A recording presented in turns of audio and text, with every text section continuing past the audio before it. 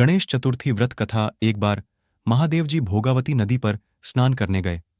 उनके चले जाने के बाद पार्वती माता ने अपने तन के शुद्ध व चैतन्यित मल से छोटे से बालक का एक पुतला बनाया और उसमें प्राण डाले। उसका नाम गणेश रखा। पार्वती माता ने उस बालक से कहा कि तुम द्वार पर बैठ जाओ और जब तक मैं नहा रही हूं किसी को अंदर मत आने देना। नदी में स्नान करने के बाद जब भगवान शिव जी वहां पहुंचे तो गणेश जी ने उन्हें द्वार पर ही रोक लिया। शिव जी ने बहुत समझाया पर गणेश जी नहीं माने। भगवान शिव वास्तव में क्रोधित हो गए और त्रिशूल का उपयोग करके उसका सिर काटकर भीतर चले गए। बाद में जब माता पार्वती को पता चला कि क्या हुआ तो वह भी बहुत क्रोधित हुईं। पार्वती माता बहुत क्रोधित हुईं और उन्होंने ब्रह्मांड को नष्ट करने की धमकी दी। उन्हें शांत करने के लिए भगवान शिव ने अपने गणों को सबसे पहले जिस जीव को देखा उसका सिर लाने के लिए भेजा। गणों ने उत्तर दिशा की ओर लेटे हुए एक हाथी को देखा। उन्होंने हाथी के सिर को लड़के के धड़ पर प्रत्यारोपित किया और उसे पुनर्जीवित कर दिया। तब शिव ने उनका नाम गणों का प्रमुख गणेश रखा।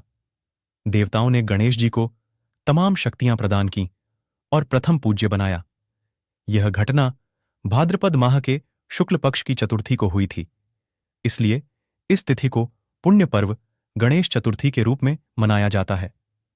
गणेश चतुर्थी के दिन यदि आप व्रत रखते हैं और गणेश जी की कोई विशेष कथा सुनते या पढ़ते हैं तो कहा जाता है कि इससे आपके किए गए बुरे कामों से छुटकारा मिल सकता है और आपका जीवन बेहतर हो सकता है। गणेश चतुर्थी व्रत कथा व्यक्ति की मनोकामनाएं पूर्ण करने वाली और जीवन में सुख समृद्धि लाने वाली बताई गई है। इनका प्रिय भोग मोदक है। कहते हैं कि मोदक के साथ ही साथ उन्हें मोतीचूर के लड्डू बेहद पसंद हैं। गणेश चतुर्थी के दिन प्रातकाल स्नानादि करके गणेश जी की प्रतिमा को सिंदूर चढ़ाकर षोडशोपचार विधि से पूजा करते हैं और दक्षिणा अर्पित करके 21 लड्डुओं का भोग लगाते हैं।